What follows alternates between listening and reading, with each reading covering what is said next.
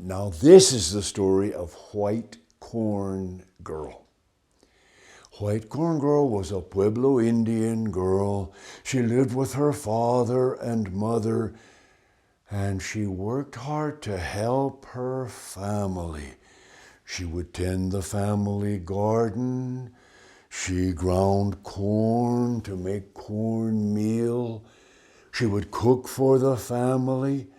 And every evening she would take a clay water jar and go to the spring and bring back water for the next day's cooking.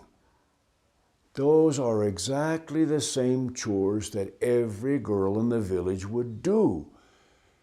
But this girl, White Corn Girl, always did her work with such a happy heart and such an easy and graceful manner that everything turned out better for her. Her garden would be greener than anyone else's. The cornmeal she ground was finer and lighter. Even the water she brought back from the same spring everyone else went to seemed to have a sweeter taste to it. Everybody in the village marveled at what a remarkable girl White Corn Girl was. And then people in neighboring villages started talking about her. And then people in faraway villages talked about her. And then finally, even Rainbow Boy, who lives up in the sky, heard about White Corn Girl. And he decided he wanted to meet this girl. One afternoon, Rainbow Boy came home and then traveled down from his place in the sky, and he went to the spring where White Corn Girl would get her water. He left a beautiful crystal rock on the ground beside the water, and then he went into the bushes to hide. White Corn Girl arrived with her water jar, and she saw the crystal on the ground. She did the same thing you would do. She picked it up. But as soon as she picked up the crystal, Rainbow Boy came out of his hiding place and he said, "Did you see a crystal around here? I've lost one." White Corn Girl was embarrassed. She didn't want him to think she was trying to steal his crystal. She said, "Oh, maybe it's over there on the other side of the spring." She was hoping he'd walk over there to look, and that would give her a chance to put the crystal back on the ground. But Rainbow Boy smiled and said, "You have the crystal in your hand. I can tell. I see all the colors reflecting on your face." And then White Corn Girl was really embarrassed. But Rainbow Boy told her, "That's all right. You may have that crystal. And if you'll come and visit me at my home, I have even finer gifts I can give you." She said she would go with him, and they started traveling toward the east. That's where he said his home was located. But they traveled for a long time, and she grew tired. Finally, she said, "Your home is too far away." When she said that, Rainbow Boy told her to close her eyes. As soon as she closed her eyes, he made a many-colored ladder appear from the ground up into the sky. They walked up that ladder, and they came to his home in the sky. His house was filled with bright light. There were precious gems scattered on the floor of the house, and on the rungs of the ladder that came down inside, there were songbirds singing. Everything White Corn Girl admired, Rainbow Boy would give her as a gift. Rainbow Boy's mother was kind to her too. So White Corn Girl ground a cornmeal for the mother to show what a good, hard-working girl she was. And then she said she wanted to return to her own village. So Rainbow Boy told her to close her eyes again, and he made another ladder appear from the sky back down to the earth.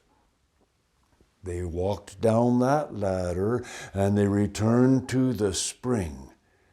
And when they arrived at the spring, Rainbow Boy asked White Corn Girl if she would marry him and come and live with him in his home in the sky. She said that she would, and he told her that in 4 days he would come for her. But Coyote was lurking in the bushes nearby. Coyote had always wanted to win White Corn Girl for his wife, and when he heard the plan they were making, Coyote came up with a plan of his own. He knew that for the next 4 days White Corn Girl had at home, she would come to the spring for water as usual. So Coyote waited until the 3rd evening was approaching. And then he spread a beautiful dance costume on the floor in front of him. He picked up the white buckskin moccasins. He pulled them onto his feet. And then he stomped each foot 4 times. And he sang to himself, "Do I look handsome? Yes, I look handsome."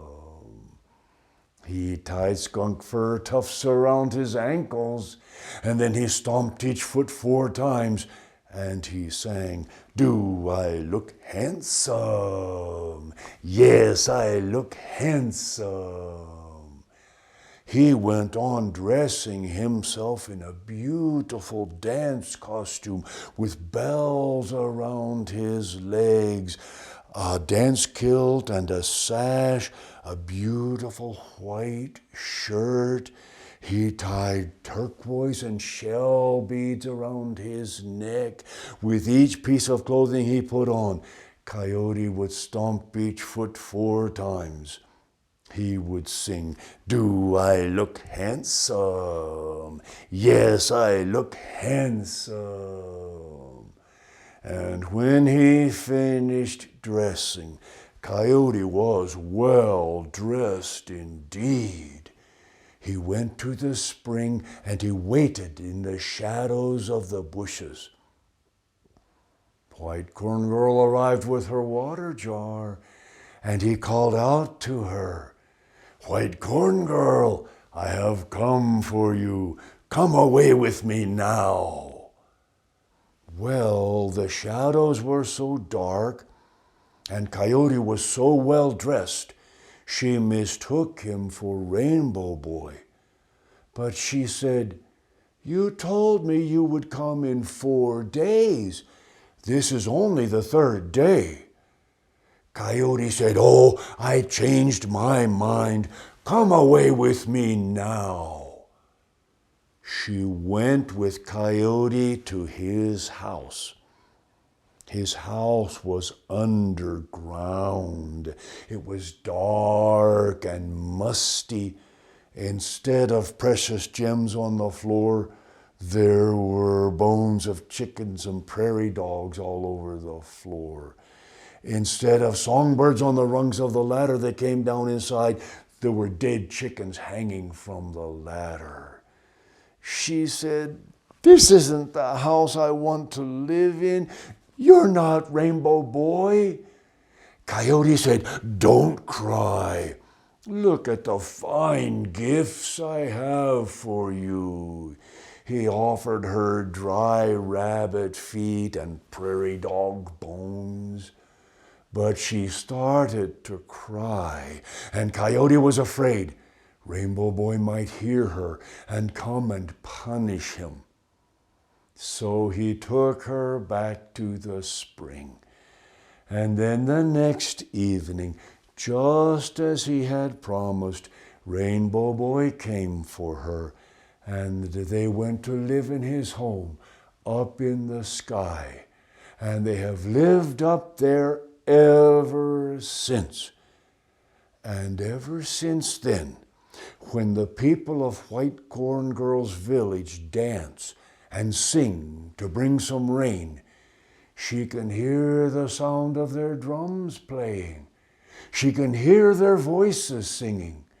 She goes and talks to her husband, and he speaks with his cousins, the clouds. And always before the day's dancing has finished, a rain will fall on the fields of that Pueblo. And then in the evening, when the sun is dropping off into the west, Rainbow Boy paints a many-colored arc across the sky.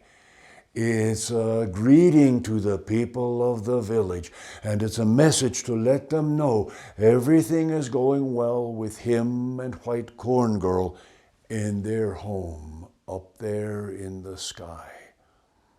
So, the next time you see a rainbow, think about White Corn Girl. And remember, White Corn Girl didn't do anything different from what every girl in her village did. It's the way she went about doing what had to be done that set her apart and made her so special.